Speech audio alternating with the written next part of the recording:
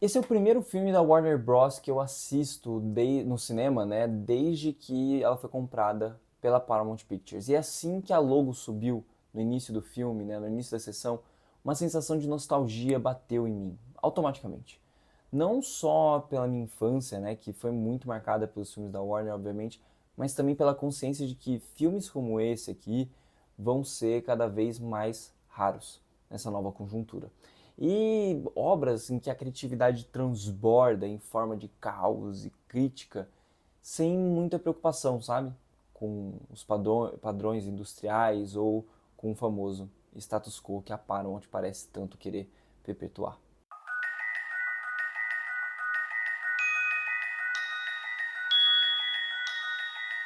A Noiva é dirigido por Maggie Gyllenhaal, e sim, é atriz Maggie Gyllenhaal, que também é diretora e roteirista, para você que não sabia.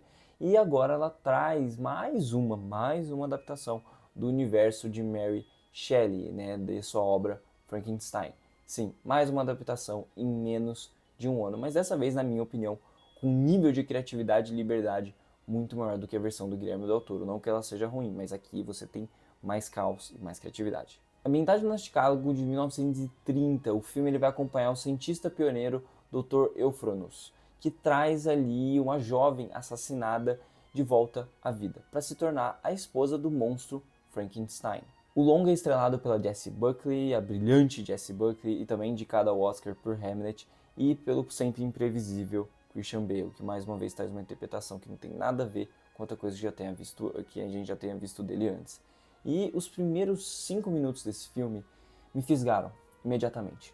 Eu não sabia praticamente nada sobre o conceito dessa obra aqui, sobre esse filme, A Noiva. E quando eu percebi o que realmente estava acontecendo em tela, quando eu entendi o que estava acontecendo, meu queixo caiu.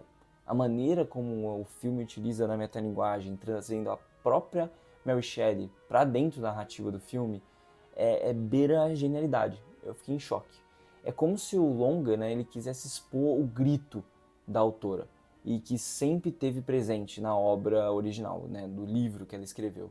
É um grito sobre liberdade, sobre feminismo e sobre o medo social, né, de tudo que aquilo que é fora do controle, de tudo que foge do controle. E para quem não sabe, o romance original Frankenstein, ele observa a criação do monstro Frankenstein através da perspectiva feminina, da perspectiva de uma mulher. Obviamente foi escrito por uma mulher, né?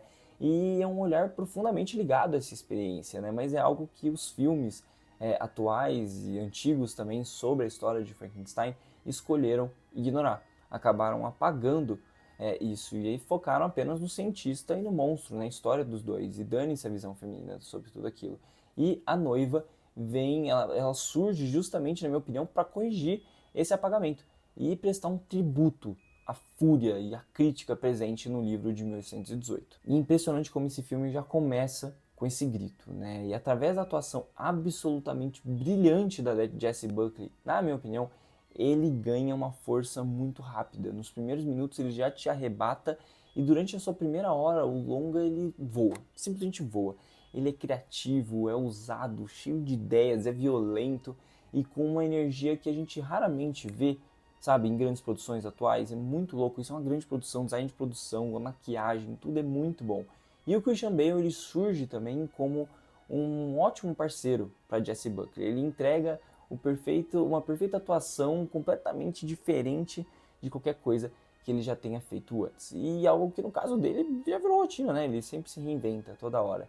E eu já imaginava que o filme, né, ia ser uma homenagem à era de ouro do cinema, era o que os trailers passavam, especialmente a clássicos, né, como por exemplo Bonnie e Clyde, né? O que eu não imaginava, na verdade, era ter a sensação que eu estava vendo em certos momentos a versão que deu certo de Coringa 2 Folia 2, né, que foi um filme que na época não agradou muito, até que me agradou um pouco, mas a maioria não gostou.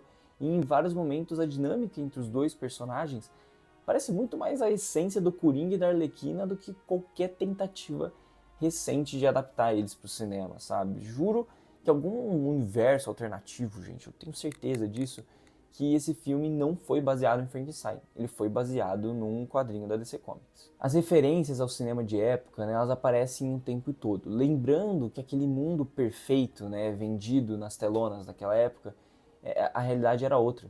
enquanto aqueles filmes estavam sendo vendidos daquela forma, a realidade era recheada de violência urbana, de mafiosos e abusos sistemáticos, né, contra as mulheres, que acontece até hoje.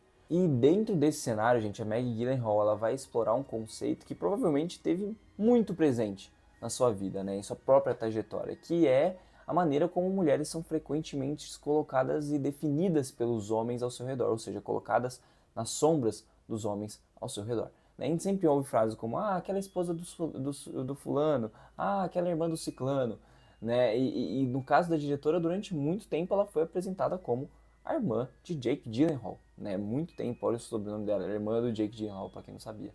E aqui é uma das ironias deliciosas do filme. O Jake Gyllenhaal ele aparece na história, ele tá no filme, mas de uma forma como coadjuvante, completo coadjuvante.